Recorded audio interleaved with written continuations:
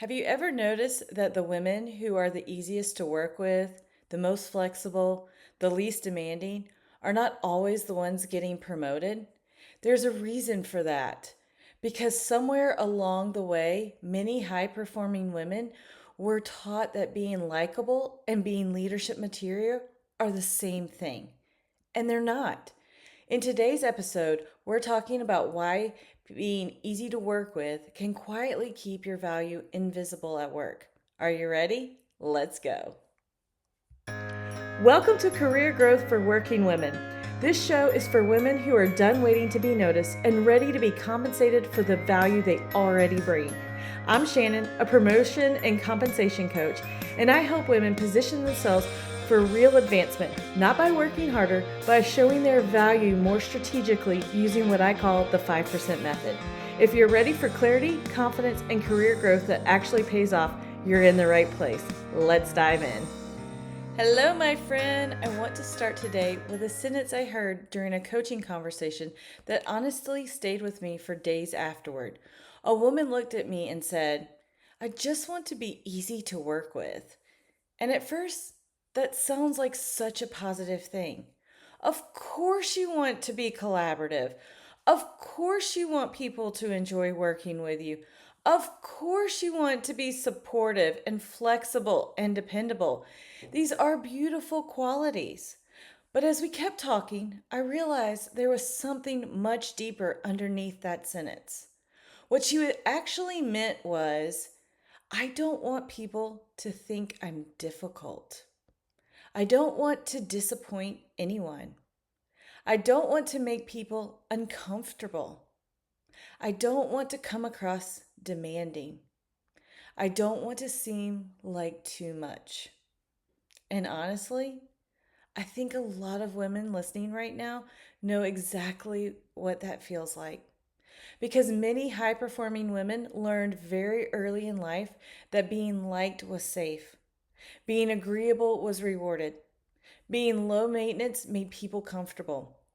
So they became the person who adjusts, the person who says yes quickly, the person who notices problems before anyone else does and quietly fixes them, the person who absorbs extra work without complaining, the person who makes everything easier for everyone else.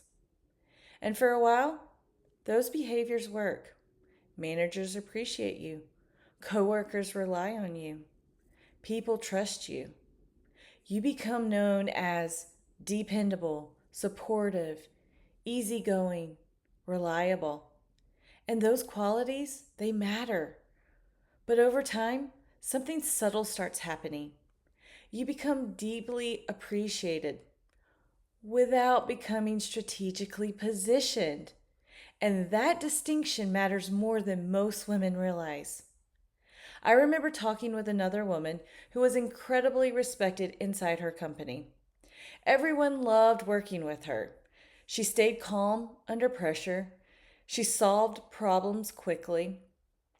She handled difficult situations without drama. She remembered details other people missed. And without realizing it, she had become the emotional glue holding part of her team together. But year after year, promotion conversations kept passing her by, and she couldn't understand why. Because from her perspective, she was doing everything right. She worked hard, she stayed late, she volunteered, she helped everyone. And honestly, part of her believed leadership had to notice eventually. I remember her telling me she would walk into performance reviews feeling hopeful. Like maybe this would finally be the conversation. Maybe this would finally be the year someone acknowledged everything she had been carrying. And then the feedback would come. You're such a team player. We can always count on you. You're so dependable. You're such a support to everyone. And every time she would leave feeling strangely disappointed. Not because the feedback was bad, but because something about it felt incomplete. And one day during a coaching session, she said something that honestly broke my heart a little. She said, I feel like everyone values me, but no one sees me as a leader. Whew, that one hit deep because I think there are so many women walking around inside organizations feeling exactly that way. Valued, but not positioned. Appreciated, but not advanced. Trusted, but not fully seen. And here's what makes this especially painful. Many high performing women are doing leadership level work already. They're solving the problems, they're improving systems, managing emotions, keeping teams functioning, helping projects move forward. But because they package all of that work inside constant accommodation, leadership experiences them primarily as supportive, not strategic. And this shows up in tiny moments all day long. Have you ever noticed yourself doing this in meetings? You know exactly what you want to say. You have the answer. You have the insight. You have the idea. But before speaking, your brain starts doing this quick emotional calculation. Have I already talked too much? What if this sounds obnoxious? What if this sounds obvious? Maybe I should let someone else speak first. I don't want to sound pushy. What if I'm wrong? So you wait. And then, 30 seconds later, someone else says almost the exact same thing you were about to say, except they say it directly, without cushioning it, without apologizing for it, without softening it. And suddenly, everyone in the room treats it like a strong leadership insight. Meanwhile, you're sitting there thinking, I literally just said that in my head. That experience slowly changes how women see themselves professionally. Because over time, many women begin confusing self silencing with professionalism. They think shrinking is collaboration, softness is leadership, accommodation is strategy, but they are not the same thing. And this is where things start getting really important. Because leadership visibility is not about being capable, it's about being clearly associated with insight, ownership, direction, strategic thinking, decision making. And many women unintentionally soften those exact qualities in themselves, not because they lack expertise, but because they learned somewhere along the way that confidence might make other people uncomfortable. Inside the 5% promotion method, one of the biggest identity shifts women go through is realizing they do not have to choose between warm and being visible. They can be collaborative and clear, supportive and strategic, kind and influential. And honestly, that realization changes everything. Because once women stop spending so much energy trying to avoid being perceived negatively, they finally have room to start being perceived powerfully. And those are two very different things. Now, before we wrap up, I want to say something important. This episode is not permission to stop being kind, because kindness matters. Collaboration matters.